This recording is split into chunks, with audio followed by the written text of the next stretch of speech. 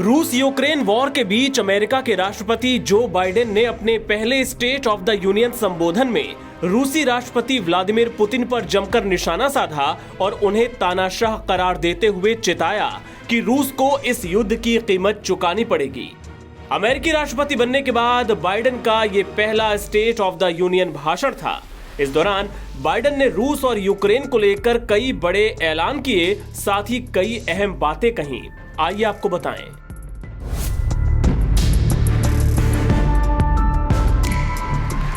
We, the United States of America, stand with the Ukrainian people. Biden ने अपने देश का एयर स्पेस रूस के लिए बंद करने का ऐलान किया।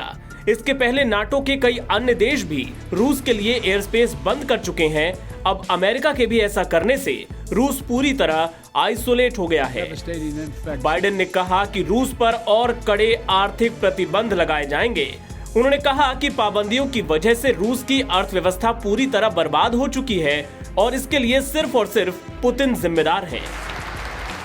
अमेरिकी राष्ट्रपति ने कहा कि पुतिन ने बिना वजह यूक्रेन पर हमला किया। इस हमले की वजह से अब पूरी दुनिया उनके खिलाफ एकजुट हो गई है। जब इतिहास में इस युद्ध को याद किया जाएगा तब सब यही कहेंगे कि रूस कमजोर हुआ था और पूरी दुनिया मजबूत होकर बाहर निकली थी। बाइडेन ने ऐलान किया कि अमेरिका यूक्रेन को $1 बिलियन की मदद देगा, लेकिन एक बार फिर से उन्होंने साफ कहा कि अमेरिकी सैनिक रूस के खिलाफ युद्ध में नहीं उतारे जाएंगे।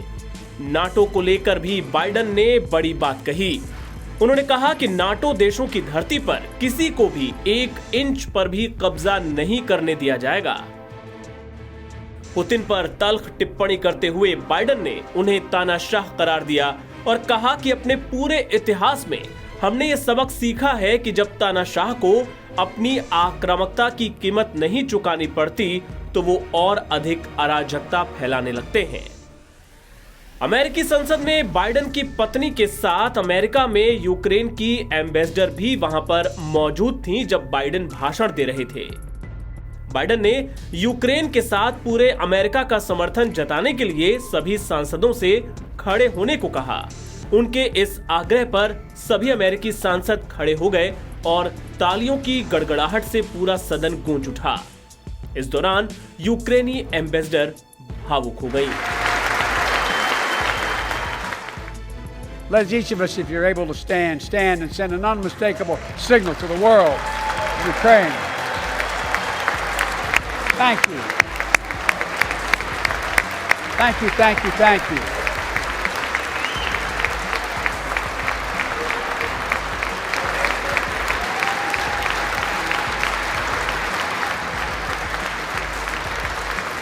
She's bright, she's strong, and she's resolved.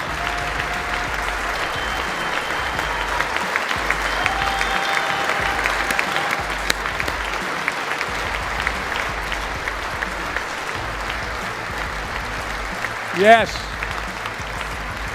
we, the United States of America, stand with the Ukrainian people. NBT online की रिपोर्ट।